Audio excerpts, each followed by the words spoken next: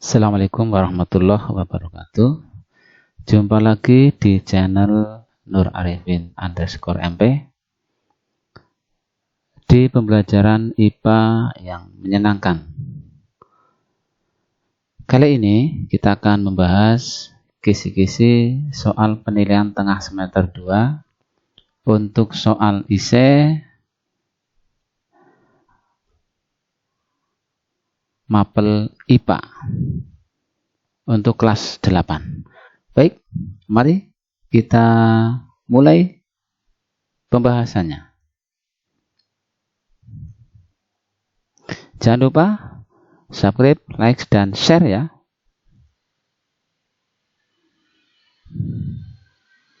Untuk kisi-kisi ISE IPA kelas 8 ada 5 soal. Soal yang pertama yaitu menentukan salah satu variabel pada rumus TEK pertama. Sebuah kayu berbentuk kubus yang memiliki panjang sisi 40 cm diletakkan di atas bidang datar. Jika massa kayu 8 kg dan kecepatan gravitasi bumi 10 meter per sekon kuadrat, maka berapakah tekanan yang dialami oleh bidang datar tersebut? Nah semuanya, dari soal ini kamu harus mengetahui variabel-variabelnya. Yang pertama adalah massa balok atau massa kubus, yaitu 8 kg. Percepatan gravitasinya G, ini 10 meter per sekon kuadrat. Sementara luas bidang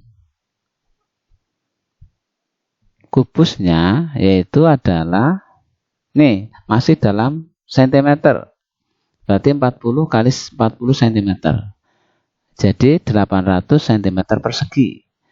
Ubah menjadi meter persegi atau meter kuadrat, maka ketemunya adalah 0,08 meter persegi. Kenapa ini 0,08? Karena dari cm ke meter itu naik 2 tingkat, dikuadratkan, maka dibagi 10.000. Jadi 800 dibagi 10.000 ketemu 0,08 meter persegi. Kemudian ditanya P atau tekanan yang terjadi atau dialami oleh bidang datar tersebut. Gunakan rumus P sama dengan F per A, tapi Anda semuanya harus cari dulu F-nya atau gaya yang bekerja. F ini adalah M kalikan A. A-nya mohon maaf, ini percepatan gravitasi. A kecil ya. Berarti 8 dikalikan 10 sama dengan 80 Newton. Sehingga P sama dengan F per A. Berarti sama dengan P 80 dibagi 0,08 ketemunya 1000 Pascal. Sampai di sini bisa dipahami? Oke. Masih soal nomor 1, saya berikan contoh soal yang kedua. Ya. Benda yang luasnya 50 cm persegi diberi gaya 10 Newton. Maka berapakah tekanan yang dialami? Nah, ini caranya diketahui A-nya ini. A-nya sama dengan 50 cm persegi. Maka sama dengan 50 dikalikan 10 pangkat min 4. Ini 10 pangkat min 4 kan sama dengan dibagi 10.000. Sama dengan 0,005 meter persegi. Kemudian F-nya 10 Newton. Ditanya P, maka P sama dengan F per A. Sama dengan 10 Newton dibagi 0,005.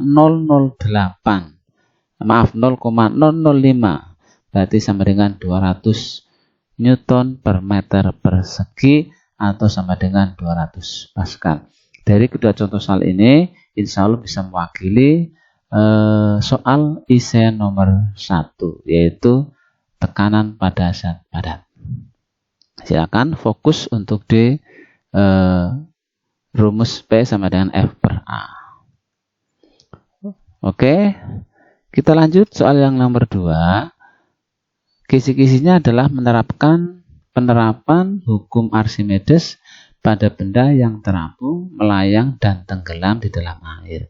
Berarti anak semuanya harus tahu konsep. Kenapa benda itu terapung, kenapa benda itu melayang, dan kenapa benda itu tenggelam di dalam air.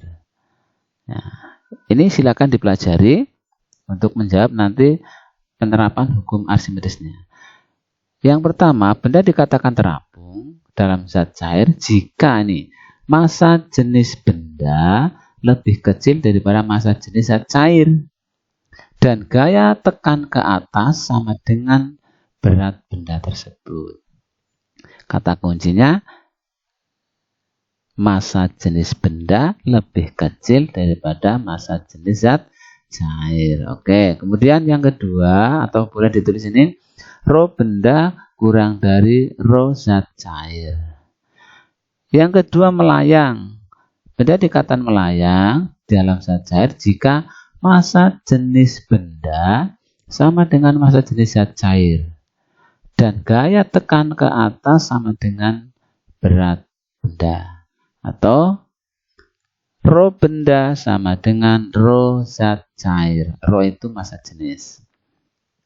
Nah, yang ketiga, tenggelam. Benda dikatakan tenggelam dalam zat cair jika massa jenis benda lebih besar daripada massa jenis zat cair dan gaya tekan ke atasnya lebih kecil daripada berat benda tersebut. Atau boleh dikatakan rho benda lebih besar daripada rho cair. Ingatan semuanya, kata kuncinya benda terapung, melayang, dan tenggelam adalah pada massa jenis zat benda dan massa jenis zat cair. Kurang dari berarti nanti terapung sama dengan melayang, kalau lebih dari itu tenggelam. Oke.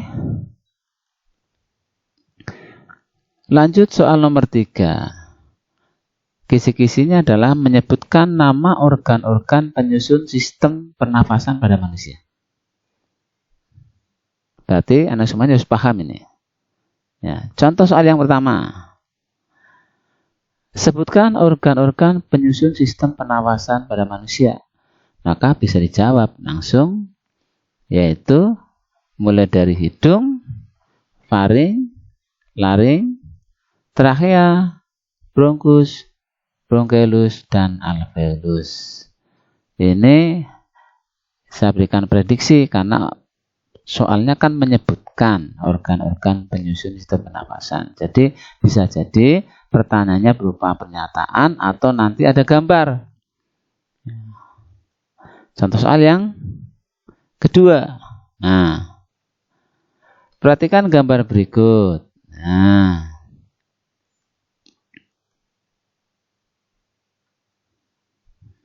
ini pada bagian yang ditunjuk dengan huruf A, B, D, E, dan G adalah. Nah, ini ada gambar. Nah, ini saya berikan jawabannya. Bisa jadi besok gambarnya lain. Seandainya bentuk soalnya berupa gambar. Ya, maka anak semuanya paham mana posisi hidung. Nah, ini yang A. Mana posisi faring? Ini yang C adalah laring. Yang D di sini adalah trachea. Yang E ini bronkus. Yang F ini paru-paru. Dan yang G di sini adalah diafragma. Nah, besok bisa jadi bentuk soalnya yang kedua. Artinya bentuk gambar. Yang penting anak semuanya harus paham organ-organ penyusun sistem pernafasan. Apalagi harus menghafal gambar. Silakan bisa cari gambar yang lain yang sejenis. Bisa download atau di buku paket. Lanjut. Soal nomor 4. Disajikan pernyataan, peserta didik dapat menjelaskan proses mekanisme pernafasan pada manusia. Oke. Anda semuanya perlu diketahui bahwa pernafasan pada manusia itu ada 2 macam, yaitu pernafasan dada dan pernafasan perut. Nah, proses mekanisme ada 2, yaitu inspirasi dan ekspirasi. Maka wajib anakusmanya ketika kisi-kisinya seperti ini menjelaskan proses mekanisme pernafasan pada manusia, maka saya berikan contoh soal. Yang pertama adalah jelaskan proses mekanisme pernafasan inspirasi dan ekspirasi tetapi pada pernafasan perut. Nah, tadi ins dan X-nya pada pernafasan perut. Maka jawabannya adalah inspirasinya bila diafragma berkontraksi menyebabkan diafragma mendatar, maka rongga dada membesar. Nah, keadaan ini menyebabkan tekanan udara di paru-paru mengecil karena paru-paru mengembang sehingga udara luar masuk. Jadi kata kuncinya adalah diafragmanya mendatar. Ingat, pernafasan perut dipengaruhi oleh diafragma. Yang kedua, proses ekspirasi. Berarti kebalikannya. Bila otot diafragma relaksasi, kalau tadi kontraksi, sekarang relaksasi, menyebabkan diafragma melengkung, maka rongga dada mengecil. Nah, akibatnya tekanan di paru-paru membesar karena paru-paru mengempis sehingga udara dalam keluar. Kata kuncinya pernafasan perut adalah diafragma. Kalau berkontraksi mendatar, kalau relaksasi melengkung. Kemungkinan soal yang kedua adalah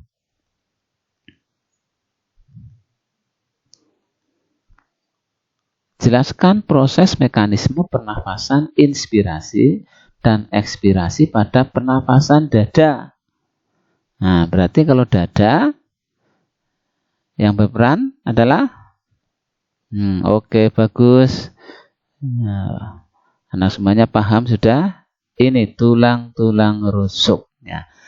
Proses inspirasi, bila otot antar tulang rusuk berkontraksi, maka tulang-tulang rusuk terangkat sehingga volume rongga dada membesar. Ketika rongga dada membesar, akibatnya paru-paru mengembang dan tekanan udara di paru-paru mengecil, sehingga udara di luar yang mempunyai tekanan lebih besar masuk ke dalam paru-paru.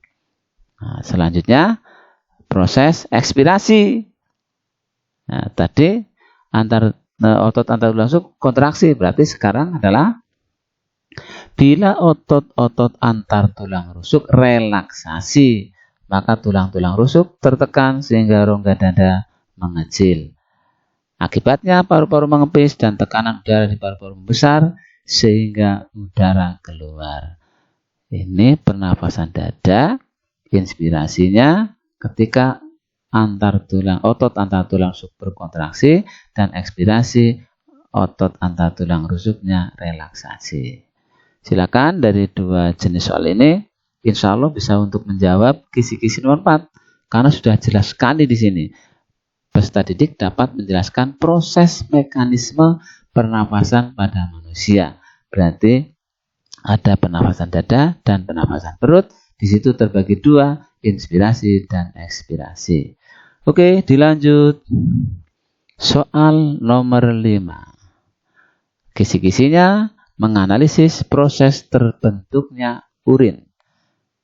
Bisa jadi nanti hanya ditanyakan prosesnya, bisa ditanyakan hasilnya, bisa ditanyakan tempatnya, atau malah mungkin bisa jadi ditanyakan ketiga-tiganya. Ada proses, ada tempat, dan ada hasil. Ini yang wajib anak-anak semuanya pahami. Oke. Urin merupakan zat sisa metabolisme tubuh yang diekskresikan oleh ginjal. Urin terbentuk di ginjal melalui tiga tahap, yaitu filtrasi, reabsorpsi, dan agmentasi. Inilah yang harus kamu pahami, 3 tahap pembentukan urin. Nah, yang pertama, filtrasi. Ini merupakan proses penyaringan darah yang terjadi di mana? Di glomerulus. Hasilnya adalah urin primer atau disebut filtrat glomerulus. Ini prosesnya namanya filtrasi, tempatnya di glomerulus, hasilnya urin primer. Oke, yang kedua adalah reabsorpsi. merupakan proses penyerapaan kembali zat-zat yang masih berguna bagi tubuh yang terjadi di tubulus contortus proximal. Hasilnya yaitu urin sekunder. Saya ulangi, untuk reabsorpsi prosesnya tempatnya di TKP, tubulus contortus proximal. Hasilnya urin sekunder. Meningkat yang proses ketiga namanya augmentasi. Merupakan proses sekresi zat-zat yang sudah tidak diperlukan oleh tubuh. Terjadi di tubulus contortus distal TKD. Hasilnya yaitu urin sesungguhnya atau urin sejati. Nah, yang kemudian akan dikeluarkan dari dalam tubuh. Nah, oke, saya ulangi prosesnya ya, namanya filtrasi, tempatnya di glomerulus, hasilnya urin primer. Yang kedua reabsorpsi, tempatnya di TKP, tubulus contortus proximal, hasilnya urin sekunder.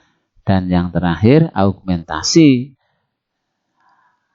tempatnya di TKD, tubulus contortus distal, dan hasilnya adalah urin sejati atau urin sesungguhnya. Ini bisa dibuat tabel semuanya. Berarti kalau dia buat tabel, prosesnya apa? Misalnya filtrasi, proses, terus kolom kedua tempat, kolom ketiga hasil. Baris pertama filtrasi, ya, terus kedua reabsorpsi, dan yang ketiga augmentasi. Nah, oke, itu saja. Sekian, terima kasih. Teruslah semangat belajar. Semoga kalian sukses. Jangan lupa subscribe ya, atau like dan share sehingga konten Nur Arifin _MP makin maju untuk kemajuan dunia pendidikan. Terima kasih. Assalamualaikum warahmatullahi wabarakatuh.